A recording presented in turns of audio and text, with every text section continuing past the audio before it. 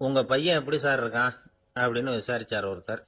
அவன் என்ன சார், எதை சொன்னாலும் காதுல வாங்க மாட்டேங்கிறான், அவன் பாட்டுக்கு போறான் வர்றான் அப்படின்னு சொல்லி அழுத்துக்கிட்டார் அப்பா. பெரியவங்க சொல்றத சின்ன பிள்ளைங்க கேட்கறது இல்லைங்கிறது ஒரு குறை. பெரியவங்க சொல்றது சின்ன பிள்ளைங்க காதலியே விழறது இல்லைங்கிறது ஒரு குறை. இது கொஞ்சம் சீரியஸான விஷயம், கவனிச்சு பார்க்கணும். ஒரு குழந்தைக்கு காது சரியா கேக்குதா இல்லையா அப்படிங்கறத நாம தான் கவனிச்சு பார்த்து கண்டுபிடிக்கணும். அதுவா நம்ம கிட்ட தவழ்ந்து வந்து, அப்பா எனக்கு காது கேட்கல, அழைச்சிட்டு போங்க டாக்டர் கிட்ட அப்படின்னு எல்லாம் சொல்லிட்டு இருக்காது. அது சரி, ஒரு குழந்தைக்கு காது சரிவர கேக்குதா இல்லையா அப்படிங்கறத முன்கூட்டியே நாம தெரிஞ்சுக்கிறது எப்படி? அதுக்கு சில வழி இருக்கு. உங்க குழந்தைய கொஞ்சம் அப்படி கவனிச்சு பாருங்க. அடிக்கடி ஜலதோஷம், காதுல அரிப்பு ஏற்படுதா, மூக்கு விரிவாகவும், அப்புறம் டான்சில், அடினாய்டு சத அழற்சி, இது மாதிரி ஏதாவது இருக்கா, வாயிலிருந்து எச்சில் ஒழுகுதா, குழந்தை வாயினால சுவாசிக்குதா, பற்கள் முன்னாடி தள்ளி வளருதா, இதெல்லாம் அதுக்கு அறிகுறி. அப்புறம் இந்த V, B, D, F, D H இப்படி இந்த ஒலிகள் சேர்ந்த வார்த்தைகளை குழந்தை சரியா புரிஞ்சுக்காது. இப்போ உதாரணத்துக்கு பட்டுன்னு சொல்லு குழந்தை அப்படின்னீங்கன்னா அது கட்டுன்னு சொல்லும். அதாவது பட்டு சவுண்ட அதால புரிஞ்சுக்க முடியல. அப்புறம் உங்க குழந்தை உங்களை உறக்க பேச சொல்றானா, அடிக்கடி கேள்வி கேட்கறானா, சாப்பிடுறப்போ கவனம் இல்லாம இருக்கானா, படிப்புல போதுமான முன்னேற்றம் இல்லையா, வகுப்புல சரியா கவனிக்கிறது இல்லையா, இப்படியெல்லாம் இருந்தா ஆரம்பத்திலேயே டாக்டர் கிட்ட அழைச்சிட்டு போய் சிகிச்சையை ஆரம்பிச்சுடலாம், குணப்படுத்தி விடலாம். குழந்தைக்கு காது சரியா கேட்கலன்னா நீங்க செய்ய வேண்டியது என்ன தெரியுமா? அவனுக்கு காது கேட்கலங்கிறதுக்காக அவன் முன்னாடி சத்தம் போட்டு பேசக்கூடாது. மெதுவா சீரா பேசணும், அவனை பார்த்து பேசணும்.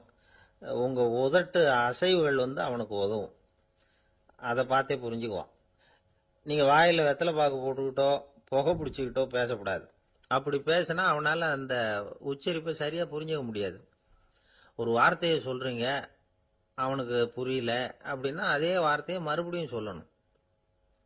அவனுக்கு நீங்க முதல்ல சொன்ன வார்த்தை புரியலன்னு நினைச்சுக்கிட்டு மறுபடியும் திருப்பி சொல்றப்ப அதே அர்த்தம் வரக்கூடிய வேற வார்த்தையை சொல்லக்கூடாது. இப்படிலாம் நடந்துகிட்டா அவனுக்கு மன திடத்தை ஏற்படுத்த முடியும். இல்லைன்னா அவனுக்கு தாழ்வு மனப்பான்மை வந்துடும். குழந்தைக்கு காது கோளாறுன்னா ஆரம்பத்திலேயே டாக்டர் கிட்ட அழைச்சிட்டு போனா போதும், குணப்படுத்தி விடலாம். அப்புறம் பார்த்துக்கலாமே அப்படின்னு அலட்சியமா இருந்துட்டாதான் கஷ்டம். சில பேர் கோபத்துல சின்ன பிள்ளைங்க காதை பிடிச்சி திருகிறது உண்டு. இது ரொம்ப தப்பு. காது கையோட வந்துட்டா என்ன பண்றது? ஒரு வேடிக்கை கதை, அது கதை தான், நிஜமா நடந்தது இல்லை, அது மாதிரி நடக்கவும் நடக்காது. ஒரு வேடிக்கைக்காக சொல்லப்படுற கதை. அதாவது ஒரு வீட்டில் அப்பா அம்மாவை பார்த்து சொல்லிட்டு இருக்கார், இதை பாரு, நாளைக்கு காலையில என்னை சீக்கிரம் எழுப்பி விட்டுரு, நான் செங்கல்பட்டு வரைக்கும் போயிட்டு வர வேண்டியிருக்கு அப்படின்னாராம். இத அவங்க பையன் காதுல வாங்கிட்டு இருக்கான். அப்பாவுக்கு சிரமம் வேண்டாமே அப்படின்னு நினைச்சு அவனே காலையில யாருக்கும் தெரியாம எழுந்திருச்சு புறப்பட்டு செங்கல்பட்டுக்கு போட்டான். சாயந்தரமா திரும்பி வந்தான். அப்பா பையனை காணாம அலமோதிக்கிட்டு இருக்கிறார். சாயந்தரமா பையனை பார்த்ததும் எங்கடா போயிட்டு வந்தேன்னு கேட்டார் கோவமா. செங்கல்பட்டுக்கு போயிட்டு வந்தேப்பா, நீ வீணா அலைய வேண்டாமேன்னு அப்படின்னா.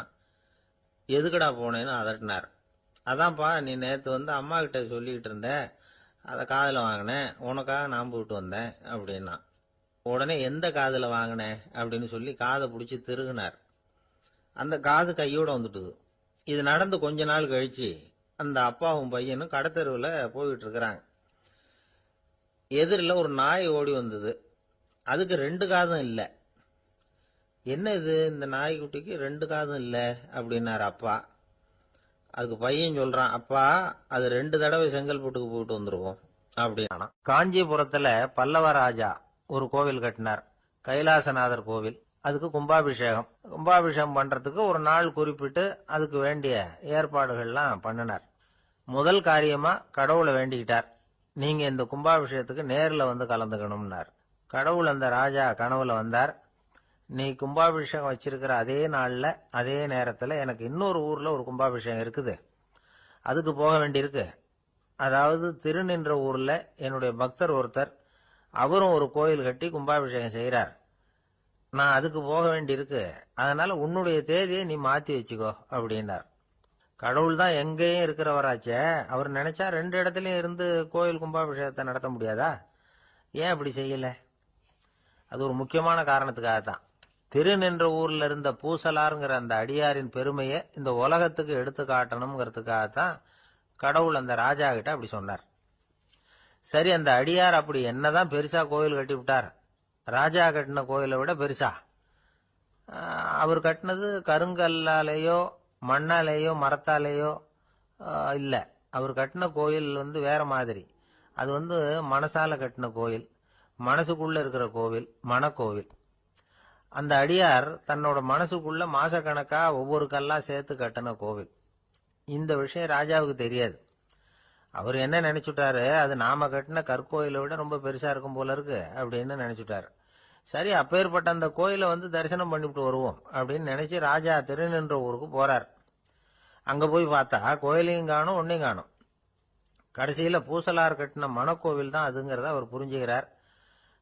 உடனே அந்த அடியாரின் காலில் விழுந்து வணங்குறார். அவரோ, இது மனசால முயன்ற கோவில், இதுக்கு இத்தனை பெருமையா அப்படின்னு ஆச்சரியப்படுறார்.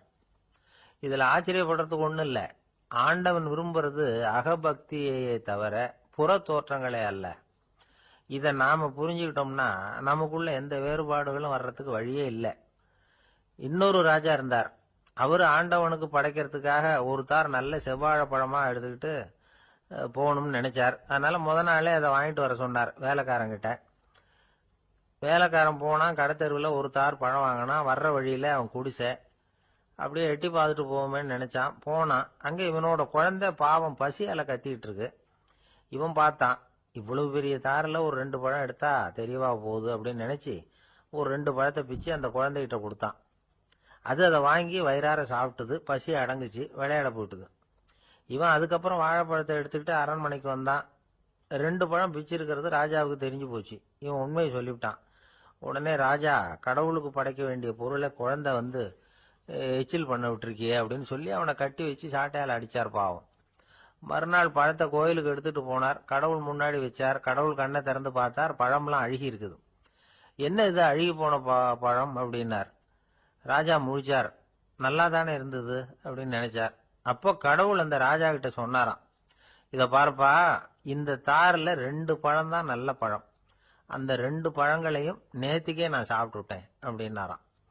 அப்பதான் ராஜாவுக்கு புரிஞ்சுது, ஏழை குழந்தையின் பசியை தீர்க்கறதுக்காக உதவுன அந்த 2 பழம் தான் இறைவன் சாப்பிட்ட பழம்னு. இறைவன் இருக்கிற இடம் எது? இதுதான். ஒரு கணவன் மனைவி எப்ப பார்த்தாலும் அவங்க 2 பேருக்கும் இடையில சண்டை வந்துகிட்டே இருந்தது. இதுல என்ன ஆச்சரியங்கிறீங்களா? நான் அதுக்காக சொல்ல வரல, இது வேற விஷயம். அதாவது சண்டை போடாம இருக்கிறதுக்கு வழி சொல்ற தகவல் இது. நான் சொன்ன அந்த கணவன் மனைவி எப்படின்னா, கணவன் ஒரு வார்த்தை சொன்னா மனைவி கிட்ட இருந்து 2 வார்த்தை பதிலா வரும். இதுக்கு கணவன் கிட்ட இருந்து 4 வார்த்தை பதிலா வரும். இப்படி வார்த்தைகள் பெருகி போய் கடைசியில வம்புல முடியும். அந்த அம்மா பொறுத்து பொறுத்து பார்த்தாங்க. அவங்களால தாக்கு பிடிக்க முடியல. பக்கத்து வீட்லயும் ஒரு கணவன் மனைவி இருந்தாங்க. அவங்களுக்குள்ள சண்டை வர்றதில்லை. அது எப்படி அவங்களால மட்டும் சண்டை போடாம இருக்க முடியுது அப்படின்னு இந்த அம்மாவுக்கு ஆச்சரியம். ஒரு நாள் நேரா பக்கத்து வீட்டு அம்மா கிட்டே போய், ஏம்மா, நீங்க எப்படி கணவனும் மனைவியும் சண்டை போட்டுக்காம இருக்கிறீங்க? அது எப்படி முடியுது உங்களால அப்படின்னு கேட்டாங்க. அதுக்குன்னு ஒரு மருந்து இருக்குது, அதை சாப்பிட்டா சண்டை வராது அப்படின்னாங்க அவங்க. சரிங்க, அந்த மருந்தை அவரு சாப்பிட மாட்டாரே, மாட்டேன்னு சொல்லிட்டா என்ன பண்றது அப்படின்னு கேட்டிருக்கிறாங்க இவங்க. அந்த மருந்து அவருக்கு இல்லம்மா, உனக்கு தான் அப்படின்னாங்களாம் அவங்க. அப்படியா? அப்படின்னா கொடுங்க, ரொம்ப நல்லதா போச்சு. அதை எப்படி சாப்பிடுறதுங்கிற விவரத்தையும் சொல்லுங்க, எங்க அது கிடைக்கும்ங்கிறதையும் சொல்லுங்க, வாங்கிக்கிறேன் அப்படின்னு கேட்டாங்களாம் இவங்க. வேற எங்கேயும் போய் வாங்க வேண்டாம், என்கிட்டே இருக்க அந்த மருந்து, அதில் கொஞ்சம் தர்றேன், வாங்கி வச்சுக்க.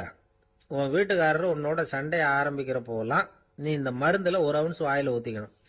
அதை உடனே குடிச்சிடக்கூடாது. ஒரு 5 நிமிஷமாவது அது வாயில் இருக்கணும். அதுக்கப்புறம் குடிச்சுடலாம் அப்படின்னு சொல்லி ஒரு பாட்டில் மருந்தை இந்த அம்மா கிட்ட கொடுத்து அனுப்புனாங்களாம். மருந்தை எடுத்துக்கிட்டு இந்த அம்மா வீட்டுக்கு வந்திருக்கிறாங்க. வீடு பூட்டி இருந்ததுனால கணவன் வாசல்லையே காத்துக்கிட்டு இருக்கிறான். மனைவியை கண்டதும் சண்டை போட ஆரம்பிச்சுட்டான். வீட்டை பூட்டிவிட்டு எங்கே போய் தொலைஞ்ச, எவ்வளவு நேரமாக ஒரு மனுஷன் வாசல்லையே காத்துட்டு கிடக்கிறது அப்படி இப்படின்னு கத்த ஆரம்பிச்சுட்டான். மனைவி இதுக்கு பதிலே சொல்லல. அந்த அம்மா பேசாம வீட்டை திறந்தாங்க. சமையல் அறைக்குள்ள போனாங்க. ஒரு அவுன்ஸ் மருந்த வாயில ஊத்திக்கிட்டாங்க. அன்னைக்கு சண்டை மேற்கொண்டு வளரவே இல்லை, நின்னுட்டுது. மருந்து பரவாயில்ல. அதுக்கப்புறம் பல சந்தர்ப்பங்கள்ல சண்டை வரும் போல இருக்கிற போலாம் இந்த மருந்து அதை நிறுத்தியிருக்கு. பிரமாதமான மருந்தா இருக்குது இது. இதை கொஞ்சம் அதிகமாகவே வாங்கி வீட்டில் வச்சுக்க வேண்டியதுதான் அப்படின்னு முடிவு பண்ணிட்டு இந்த அம்மா மறுபடியும் பக்கத்து வீட்டு அம்மாகிட்ட போனாங்க. எவ்வளவு விலையானாலும் சரி, நான் காசு கொடுத்து வாங்கி வச்சுக்கிறேன், எந்த கடையில் இருக்கு இந்த மருந்து சொல்லுங்க அப்படின்னு கேட்டாங்க. இந்த மருந்துக்கு விலையே கிடையாதுங்க, இலவசமாகவே கிடைக்கும்னாங்களாம் அவங்க. அது எப்படி விலை இல்லாமல் இதை விற்க முடியுது அப்படின்னு கேட்டாங்களாம் இவங்க. அது மருந்தா இருந்தா தானே விலை வைக்கிறதுக்கு, அது வெறும் தண்ணி தானே அப்படின்னாங்களாம். வெறும் தண்ணியா சண்டையை நிறுத்துது அப்படின்னு இருக்காங்க இவங்க. அது சண்டையை நிறுத்தல, உன்னோட மௌனம் தான் சண்டையை நிறுத்துது. நீ வாயில தண்ணியை வச்சுக்கிறதுனால எதிர்த்து பேசுறதில்ல, அதனால உன்னுடைய கணவர் கோபம் சாந்தமாயிடுது அப்படின்னாங்களாம் அவங்க. இந்த கதையிலிருந்து சண்டையை நிறுத்துற மருந்து எதுன்னு தெரிஞ்சுக்கிட்டோம் இல்லையா. ஒருத்தர் என்ன பண்ணாரு, பாட்டில்ல தண்ணியை ஊற்றி வச்சுக்கிட்டு அவர்கிட்ட வர்றவங்களுக்கெல்லாம் இதை சிபாரிசு பண்ணலாம்னு நினைச்சிட்டு உட்காந்துருந்தார். ஒரு அம்மா வந்தாங்க. இதை கேட்டுட்டு இதையே ஒரு மருந்து மாதிரி கொடுக்கலாம்ங்கிறது அவர் முடிவு. அதனால பாட்டிலில் தண்ணியை அடைச்சி வச்சுக்கிட்டு அதில் கலருக்காக என்னத்தையோ ஒரு ஜீரகம் அது மாதிரி எதையாவது கலந்து வச்சுக்கிட்டு ஒரு மருந்து மாதிரி ஒரு பாவனையில் வச்சுக்கிட்டு உட்காந்துருக்காரு. யாராவது வீட்டில் சண்டைன்னா என்கிட்ட வாங்க மருந்து தரேன்னு. ஒரு அம்மா வந்தாங்க. எனக்கும் என் வீட்டுக்காரருக்கும் அடிக்கடி சண்டை வருதுங்க அப்படின்ட்டு இருக்காங்க. கவலைப்படாதம்மா, நான் ஒரு மருந்து தரேன்னு சொல்லி வீட்டுக்குள்ளே போய் ஒரு பாட்டில் எடுத்து வந்து கொடுத்தார்.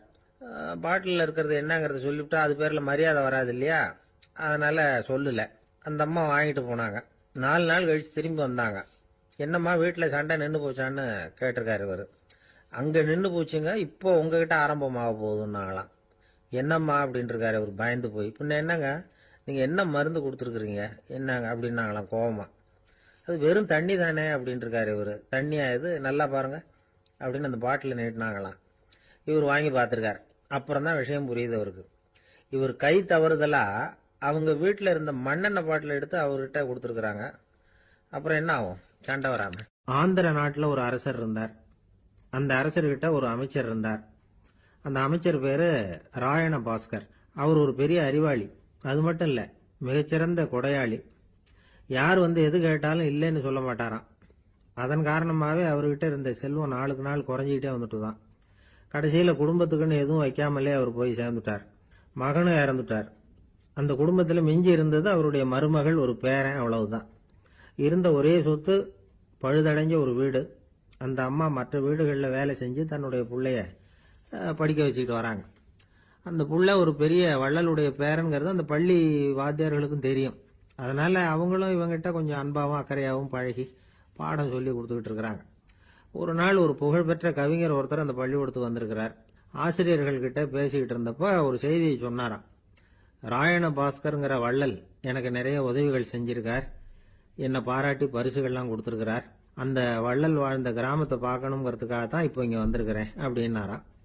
ஆசிரியர் உடனே இந்த பையனை கூப்பிட்டு, இதை பாருங்க, இவன் யார் தெரியுமா, நீங்க குறிப்பிடுகிற அந்த வள்ளலின் பேரன் அப்படின்னு அறிமுகப்படுத்தினாராம். கவிஞரின் கண்கள்ல ஆனந்த கண்ணீர். அந்த பரவச நிலையிலேயே அந்த வள்ளலை பற்றி கவி பாட ஆரம்பிச்சுட்டாராம். இந்த சின்ன பையன் அதை கேட்டிருக்கிறான். உடனே என்ன பண்ணான் தெரியுமோ, தன் கையில் அணிஞ்சிருந்த ஒரு பொன் வளையலை கழட்டி அந்த கவிஞருக்கு பரிசா கொடுத்துட்டானாம். எல்லாருக்கும் ஆச்சரியம். தாத்தா இருக்கும் நிலையில கொடுத்தார், பேரன் இல்லாத நிலையிலையும் கொடுக்குறான். பையனை எல்லாரும் பாராட்டினாங்களாம். இருந்தாலும் அவனுக்குள்ள ஒரு பயம் எதுவும் ஆரம்பமாச்சு. பள்ளிக்கூடம் விட்டு வீட்டுக்கு வரும்பொழுது அந்த பயம் இன்னும் அதிகமாயிட்டுது. அம்மா என்ன சொல்லுவாங்களோ தெரியலையே, ஏதோ திடீர்னு தோணிச்சு வளையல கழட்டி கொடுக்கணும்னு கொடுத்துட்டோம். குடும்பம் இருக்கிற நிலையில இப்படி நான் செஞ்சது தப்பா, வீட்டு செலவுக்கே அம்மா எவ்வளவு கஷ்டப்படுறாங்க, வீட்டுக்கு போனதும் என்ன நடக்குமோ தெரியலையே அப்படின்னு நினைச்சு பயந்துகிட்டே அவன் வீட்டுக்குள்ள அடி எடுத்து வைக்கிறான். அம்மா கூப்பிட்டு சாப்பாடு போட்டாங்க. அவங்க கண்ணில் படக்கூடாதுங்கிறதுக்காக ஒரு கையை பின்னாடி மறைச்சிக்கிட்டே இருந்தான். அம்மா இதை கவனிச்சுட்டாங்க. ஏய், உன் கையை ஏன் அப்படி வச்சிருக்கிற, உன் கைக்கு என்னாச்சு, ஏதாவது அடிபட்டு போச்சா அப்படின்னு கேட்டுக்கிட்டே கையை எடுத்து பார்க்குறாங்க. வளையல காணலை. வளையல் எங்க அப்படின்னு கேட்குறாங்க. இவன் தயங்கிக்கிட்டே நடந்ததை சொல்கிறான். அதை கேட்டதும் அந்த அம்மாவோட முகம் கோபத்தால் செவந்து போச்சான். முட்டாளே, என்ன காரியம் பண்ண அப்படின்னு கன்னத்தில் அரைஞ்சிட்டாங்களாம். அம்மா, என்னை அடிக்காத, ஏதோ தெரியாமல் தப்பு பண்ணிட்டேன் அப்படின்ட்டு இருக்கான். மகனே, வளையலை கொடுத்ததுக்காக நான் உன்னை அடிக்கலை அப்படிங்க, பின்ன எதுக்கு அடிச்சேன்னு கேட்டிருக்கான். உன் பாட்டனார் ஒரு பெரிய வள்ளல், அவர் எதையும் பாதி வேலையா செய்யறதில்ல. அவருடைய பேரை நீ அரைகுறை வேலை செஞ்சுட்டு வந்திருக்கிற அப்படின்னாங்களாம். என்னம்மா சொல்றேன் இருக்கான். நீ ஒரே ஒரு வளையல மட்டும்தானே கழட்டி கொடுத்துருக்குற. கொடுக்கறதா இருந்தா ரெண்டையும் சேர்த்துல கொடுத்துருக்கணும். அதுதானே உங்க தாத்தாவுக்கு பெருமை அப்படின்னாங்களாம். அம்மா தெரியாம இப்படி செஞ்சுட்டேன், உங்ககிட்டயும் அரை வாங்கிட்டேன் அப்படி இப்படின்னு அவன் சொல்லியிருக்கிறான். இப்போ அம்மா கொஞ்சம் இருங்க, அந்த கவிஞர் இன்னைக்கு நம்ம ஊர்ல தான் தங்கியிருப்பார். நாளைக்கு காலையில தான் அவர் வந்து எங்க இருக்காருன்னு விசாரிச்சு இன்னொரு வளையலையும் கொடுத்துட்றேன் அப்படின்னு இருக்கான். மகனே, நல்ல செயல்களை எல்லாம் நாளைக்குன்னு ஒத்தி போடாத. நாளைக்கு என்ன நடக்குங்கிறது யாருக்கு தெரியும். இப்பவே போ, எங்க இருக்காருன்னு பாரு அப்படின்னு இருக்காங்க.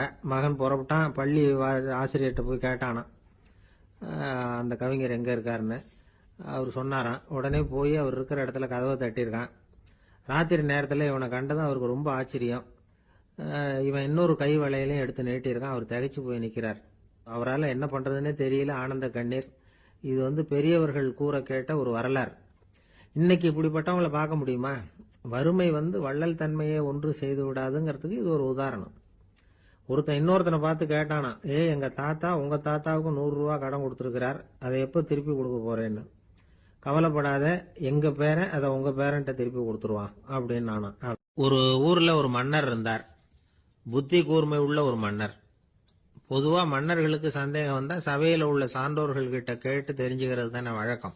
ஆனா இங்க அப்படி இல்லை. மற்றவங்களுக்கு சந்தேகம் வந்தா மன்னர்கிட்ட வந்து கேட்டு தெரிஞ்சுக்குவாங்க.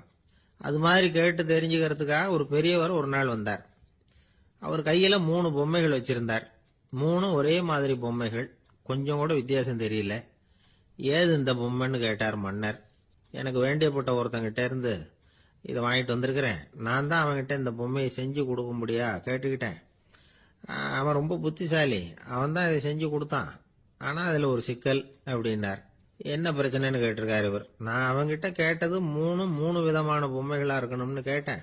அவன் என்னடான்னா 3 ஒரே மாதிரியா செஞ்சு கொடுத்துட்டான் அப்படின்னார். அவன்கிட்டயே கேட்கறது தானே அப்படின்னு இருக்காரு இவர். கேட்டேன். அவன் என்ன சொல்றான்னா, இது 3 ஒரே மாதிரி பொம்மை கிடையாது, 3 விதம், ஒண்ணுக்கு ஒண்ணு வித்தியாசம் இருக்குது.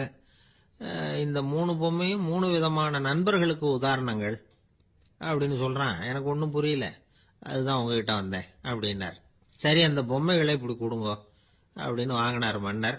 எடுத்துக்கிட்டு உள்ள போனார். கொஞ்ச நேரம் கழிச்சு வெளியில வந்தார். அதுக்கப்புறம் சொன்னார், இத பாருப்பா, அவன் சொன்னது சரிதான், 3 விதம் தான். இது இருக்குதே முதல் பொம்மை, இது வந்து உத்தமமான நண்பனுக்கு உதாரணம். இந்த 2வது பொம்மை வந்து இது வந்து மத்தியமமான நண்பனுக்கு உதாரணம். அந்த 3வது பொம்மை இருக்குதே அது வந்து மோசமான நண்பனுக்கு உதாரணம். இதை செஞ்சவன் உண்மையிலேயே பெரிய அறிவாளி தான் அப்படின்னாராம். வந்தவருக்கு ஒன்றும் புரியல. பார்த்தா ஒன்றும் வித்தியாசம் தெரியலையே அப்படின்னு அவன் குழம்பி போய் நிக்கிறான். இப்போ அந்த மன்னர் வந்து விளக்கம் கொடுக்கிறார். அந்த 3 பொம்மையையும் எடுத்து முன்னாடி வச்சார். ஒரு மெல்லிய கம்பிய கையில எடுத்தார். அந்த முதல் பொம்மை காதுல விட்டார். கொஞ்ச தூரம் உள்ள போய் அப்படியே நின்னுட்டுது அந்த கம்பி. அப்புறம் 2வது பொம்மை காதுல அந்த கம்பியை விட்டார். அந்த கம்பி என்னாச்சுன்னா அப்படியே அது வாய் வழியா வெளில வந்தது. 3வது பொம்மை காதுல கம்பியை செலுத்தினார். அது நேரா இன்னொரு காது வழியா வெளியில வந்தது. இப்ப இந்த முதல் வகை இருக்குதே, அது மாதிரியான நண்பர்கள் எப்படி தெரியுமா? நம்ம கஷ்டத்தை அவங்க கிட்ட சொன்னா பேசாம கேட்டுக்குவாங்க. வெளியில அதை யாருகிட்டையும் சொல்லிட்டு இருக்க மாட்டாங்க. வெளியில தெரியாம நமக்கு உதவி பண்ணுவாங்க. செஞ்சுட்டு அதை நான் தான் செஞ்சேன்னு சொல்லிட்டு இருக்க மாட்டாங்க. அதுதான் கம்பி ஒரு காது வழியா போய் உள்ளே நின்னுட்டுது. 2வது பொம்மையில கம்பி என்னாச்சு, ஒரு காது வழியா போய் வாய் வழியா வெளியில வருது. இது மாதிரியான நண்பர்கள் கிட்ட வந்து நாம கஷ்டத்தை சொன்னா அதை அவங்க 4 பேர்கிட்ட போய் சொல்லி நமக்காக உதவி கேட்பாங்க. நமக்குன்னு கேட்டு வாங்கி அதை நம்ம கிட்ட கொண்டுட்டு வந்து கொடுப்பாங்க. இவங்க வந்து மத்தியமமான நண்பர்கள். 3வது பொம்மையில ஒரு காது வழியா செலுத்துற கம்பி இன்னொரு காது வழியா வெளியில வந்துருது. இது மாதிரியான நண்பர்கள் கிட்ட நம்ம கஷ்டத்தை சொன்னா அவங்க காது கொடுத்து கேட்கறது மாதிரி நடிப்பாங்க. அப்படியே இன்னொரு காது வழியா அதை வெளில விட்டுருவாங்க. அதை பத்தி கவலைப்பட மாட்டாங்க. இதுதான் இந்த பொம்மைகளுக்குள்ள இருக்கிற வித்தியாசம் அப்படின்னு விளக்கம் கொடுத்தாராம் மன்னர். படிக்கிற பிள்ளைங்கள்லயே இது மாதிரி 3 வகை உண்டு. சில பேர் காதால வாங்கி மனசுல வச்சுக்குவான். சில பேர் காதால வாங்கி பேனாவால எழுதி விடுவான். சில பேர் ஒரு காதால வாங்கி இன்னொரு காதால வெளியில விட்டுருவான். ஒரு பையன் வகுப்புல ஆசிரியர் பாடம் நடத்தும் பொழுது தலையை வேகமா ஆட்டி ஆட்டி கேட்பானான். ஏன்டா இப்படி தலையை இப்படி ஆட்டுற அப்படின்னு கேட்டிருக்கான் பக்கத்துல இருந்தவன். தலையை ஆட்டினா தாண்டா ஒரு காது வழியா உள்ள போறது இன்னொரு காது வழியா வெளியில வேகமா வெளில போகும் அப்படின்னு அந்த பையன். லோகமானிய பாலகங்காதர திலகர் இருந்தார்ல, அவருக்கு 15 வயசுலயே கல்யாணம் நடந்துதான். மனைவி பேரு தபிபாய். ரொம்ப பெரிய குடும்பத்து பொண்ணு, நல்ல குணம். அவங்க குடும்பம் நடத்திக்கிட்டு இருக்கிறாங்க. அந்த காலத்துல திருடர்கள் பயம் அதிகம். இந்த காலத்துல மட்டும் என்னன்னு கேக்குறீங்களா? நீங்க கேக்குறது நியாயம்தான். இருந்தாலும் இந்த காலத்து திருடனுக்கும் அந்த காலத்து திருடனுக்கும் ஒரு முக்கியமான வித்தியாசம் உண்டு.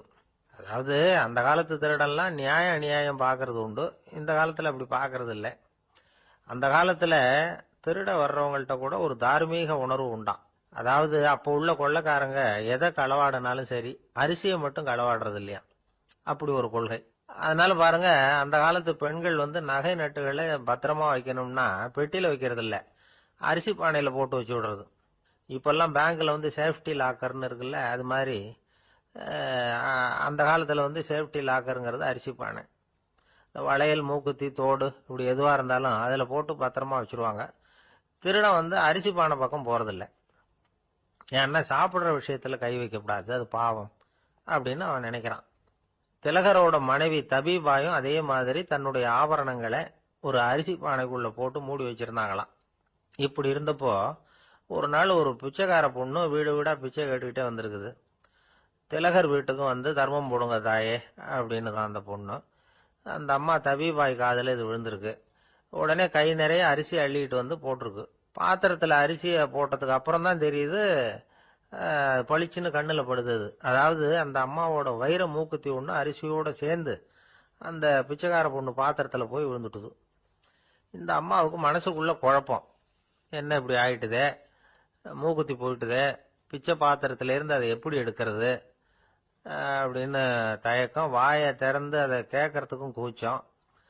திண்ணையில உட்கார்ந்து இருந்த திலகர் இவ்வளவையும் பார்த்துக்கிட்டு இருக்கிறார்.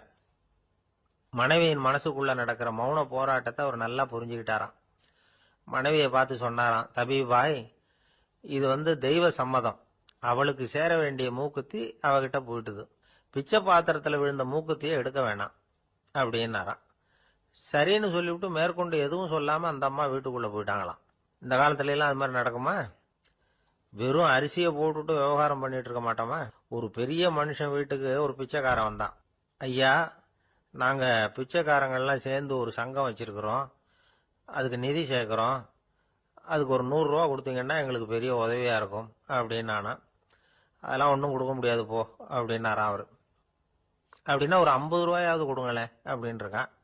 அதுவும் முடியாதுன்னு சொல்லிவிட்டார். 25 ரூபா அப்படின்னு இருக்கான். எதுவும் முடியாது அப்படின்னாராம். சரிங்க, இவ்வளவு பெரிய வீட்டுக்கு வெறுங்கையோட திரும்புறது நல்லா இருக்காது, அதனால சும்மா ஒரு 1 ரூபா மட்டுமாவது கொடுங்க அப்படின்னு இருக்கான் அவன். ஒரு பைசா கூட என்கிட்ட கிடையாது அப்படின்னு விட்டாரான் இவர். அப்படின்னா நீங்க ஒரு காரியம் பண்ணுங்களேன் அப்படின்னானா அவன். என்ன செய்யணும் அப்படின்னு இருக்கார்.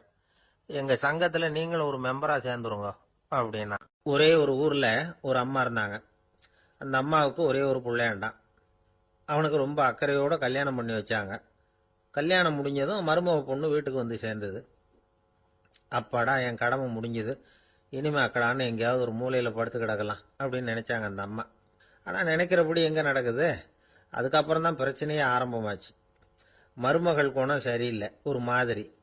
அந்த பொண்ணு வீட்டுக்கு வந்ததுமே முதல் வேலையா மாமியாரை பார்த்து, அதுதான் நான் வந்துட்டேன்ல, இனிமே உங்களுக்கு என்ன வேலைங்க, புறப்பட வேண்டியது தானே, காசி ராமேஸ்வரம்னு எங்கேயாவது போங்க அப்படின்னுட்டு தான். மாமியாரை பார்த்தாங்க, கொஞ்சம் யோசனை பண்ணாங்க. இந்த பாருமா, நீ இப்படி சொல்றதுக்கு முன்னாடியே வீட்டை விட்டு புறப்படணுங்கிற முடிவுக்கு நான் வந்துட்டேன். வீட்டை மட்டும் இல்ல, இந்த உலகத்தை விட்டே கூட போறதுக்கு தயாரா இருக்கிறேன். ஆனா ஒரே ஒரு விஷயத்துக்காக என் உயிரை கையில பிடிச்சிக்கிட்டு இருக்கிறேன் அப்படின்னாங்களாம். என்ன விஷயம்னு கேட்டது இந்த மருமக பொண்ணு. வேற ஒண்ணும் இல்ல, என் பிள்ளைக்கு கல்யாணம் பண்ணி வச்சுட்டேன், ஒரு பேர புள்ள பிறந்து அதை என் கண்ணால பாத்துட்டேன்னா நான் எங்க வேணும்னாலும் போறதுக்கு தயாரா இருக்கிறேன் அப்படின்னாங்களாம் அந்த மாமியார். மாமியார் இப்படி சொல்றதுலயும் நியாயம் இருக்கிறதாக பட்டுது அந்த பொண்ணுக்கு. சரி, அப்படியே இருந்து பார்த்துட்டு போகலாம் அப்படின்னு அனுமதி கொடுத்தது. கொஞ்ச காலத்துல ஒரு பேரன் பிறந்தான். அந்த அம்மாவும் பேரனை கண்ணால பார்த்துட்டாங்க. சரி, பேரனை பார்த்தாச்சுல்ல, இனிமே புறப்பட வேண்டியது தானே அப்படின்னது மருமக பொண்ணு. மாமியார் பார்த்தாங்க, நீ சொல்றது சரிதாம்மா, அதுல ஒன்றும் தப்பு இல்லை, என்னோட பேரன் உங்களை அம்மா அப்பான்னு கூப்பிடுறத என் காது குளிர கேட்டுட்டு போயிடுறேனே அப்படின்னாங்களாம். சரி, அந்த ஆசையை நிறைவேறட்டும் அப்படின்னு காத்துக்கிட்டு இருந்தாங்க. பேரன் வளர்ந்தான், நடந்தான், பள்ளிக்கூடம் போனான், பெரியவனானா. மருமக பொண்ணு மறுபடியும் மாமியாரை விரட்ட ஆரம்பிச்சுட்டுது, இன்னும் புறப்புள்ளையான்னு. இதை பாருமா, இது வரைக்கும் இருந்தது இருந்துட்டேன். பேரனோட கல்யாணத்தையும் கண்ணால் பார்த்தாதான் இந்த கட்டை வேகும் போல இருக்குது அப்படின்னு சொல்லி ஒரு மாதிரியா பேச ஆரம்பித்தாங்க. இதுவும் நியாயமான ஆசையாக தான் படுது அப்படின்னு அது யோசிச்சிருக்கு அந்த பொண்ணு. சரின்னு அதுக்கும் ஒத்துக்கிட்டது. உடனே பேரனுடைய கல்யாணமும் முடிஞ்சது ஒரு வழியா. இனிமே ஒரு நொடி கூட இங்கே இருக்கக்கூடாது, புறப்படுங்க அப்படின்னு மாமியாரை விரட்டிச்சான் அந்த பொண்ணு. இப்போ அந்த மாமியார் தன்னோட மருமகளை பார்த்து சொல்கிறாங்க, இதோ கிளம்பிட்டேம்மா, என் மூட்டை முடிச்செல்லாம் கட்டிக்கிட்டேன், புறப்பட்டுவிட்டேன். அப்படியே நீயும் உன் துணிமணிகளை மூட்டை கட்டிக்கிட்டு கிளம்பிடும், என்னோட சேர்ந்து 2 பேருமா சேர்ந்து போயிடலாம் அப்படின்னாங்களாம். அந்த பொண்ணு முழிக்குது. முழிக்காதே, உனக்கும் ஒரு மருமக வந்துட்டா, இனிமேல் நீயும் ஒரு மாமியார் தானே, உனக்கும் இனிமேல் இங்கே வேலை இல்லை, புறப்படு அப்படின்னாங்களாம். அப்போ தான் அந்த பொண்ணு சிந்திக்க ஆரம்பிச்சுதான், தன்னோட தவறு புரிஞ்சுதான். இந்த தகவலை கேட்டுக்கிட்டு இருக்கிற மருமகள்லாம் இதை பற்றி கொஞ்சம் யோசிச்சு பார்க்கணுங்கிறதுக்காகத்தான் இதை சொல்கிறோம் மாமியார்கள் சார்பாக. கொஞ்ச நாளைக்கு முன்னாடி ஒரு பொண்ணை பார்த்து பேசுகிற சந்தர்ப்பம் கிடைச்சிது ஒரு கல்யாண வீட்டில். அந்த பொண்ணு சொல்லிச்சு, சார் எனக்கு கல்யாணம் ஆகி 15 வருஷம் ஆகுது, நான் மாமியார்கிட்ட சண்டை போட்டதே இல்லை அப்படின்னு ரொம்ப அடக்கமாக சொல்லிச்சு. அது எப்படிம்மா சாத்தியமாச்சுன்னு கேட்டோம். எனக்கு கல்யாணம் ஆகி 15 வருஷம்தான் ஆச்சு, ஆனால் என் மாமியார் செத்து போய் 20 வருஷத்துக்கு மேலே ஆயிட்டுது அப்படின்னுது. ஒரு ஆளை அடையாளம் கண்டுபிடிக்கணும்னா அதுக்கு சுலபமான வழி என்ன? முகத்தை பார்த்து கண்டுபிடிக்கிறது தான். ஆனால் மனுஷன் தப்பு பண்ண ஆரம்பிக்கும் பொழுது அவனை கண்டுபிடிக்கிறதுக்கு வேற வழிகளை தான் கையாள வேண்டியிருக்கு. கைரேகை அதுக்கு ரொம்ப உபயோகப்படுது. கைரேகைகள் ஒருத்தருக்கு இருக்கிறது மாதிரி இன்னொருத்தருக்கு இருக்கிறது இல்லை. பல் வரிசையும் அப்படிதான். ஏமாத்துறவங்க அதிகமாக போனால் இருக்கிறவங்க எச்சரிக்கையாக இருக்க வேண்டியிருக்குது. பயோமெட்ரிக்ஸ் அப்படிங்கிறது ஒரு பெரிய தொழில்நுட்பம். இதை உபயோகப்படுத்தி சில பாதுகாப்பு உத்திகளை எல்லாம் உருவாக்கி இருக்கிறாங்க அமெரிக்காவில். வீட்டுக்கு சொந்தக்காரர் குரல் கொடுத்தா கதவு திறக்கும், அல்லது அவர் கை வச்சா கதவு திறக்கும். மற்றவங்க யார் என்ன பண்ணாலும் கதவு திறக்காது. இது ஒரு முறை. அவரோட குரல் அல்லது கைரேகை ஒரு எலக்ட்ரானிக் சாதனத்தில் ஏற்கனவே பதிவு பண்ணப்பட்டிருக்கும். இவர் குரல் கொடுக்கறப்போ அல்லது கையை வைக்கிறப்போ அதை ஒப்பிட்டு பார்த்து சரியா இருந்தா கதவு திறக்கிறது மாதிரி ஒரு ஏற்பாடு. இதே மாதிரி ஒருத்தரோட விழித்திரையில உள்ள இரத்த குழாய் அமைப்பு பாருங்க, அது கூட ஒருத்தருக்கு இருக்கிறது மாதிரி இன்னொருத்தருக்கு இருக்கிறது இல்லை. அதனால அதை வச்சு அடையாளம் கண்டுபிடிக்கக்கூடிய சாதனங்களும் இப்போ பழக்கத்துக்கு வந்தாச்சு. கைரேகையை ஒப்பிடுற சாதனத்தை விட விழித்திரை இரத்த குழாய் அமைப்பை அடையாளம் காணுற சாதனம் இருக்கு பாருங்க, இது ரொம்ப நுட்பமானது. இது நம்ப தகுந்தது. ஒரு ஆளை அடையாளம் கண்டுபிடிக்கிறதுக்கு இது எடுத்துக்கிற நேரம் 1 வினாடி தான்.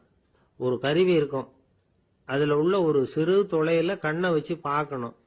உடனே இந்த சாதனம் குறைந்த சக்தி உள்ள இந்த அகசிவப்பு ஒளியை பாய்ச்சி அவரது விழித்திரையின் இரத்த குழாயை ஆராய்ச்சி பண்ணி ஏற்கனவே அதோட நினைவு பெட்டகத்துல பதிவு பண்ணி வச்சிருக்கிறோமே அந்த அமைப்புகளோட இதை ஒப்பிட்டு பார்த்து சரியான ஆள் தானா இல்லையா அப்படின்னு அடையாளம் காட்டிவிடும். குரலை வச்சு அடையாளம் கண்டுபிடிக்கிறதும் இந்த பயோமெட்ரிக்ஸ் முறைகள்ல ஒண்ணு.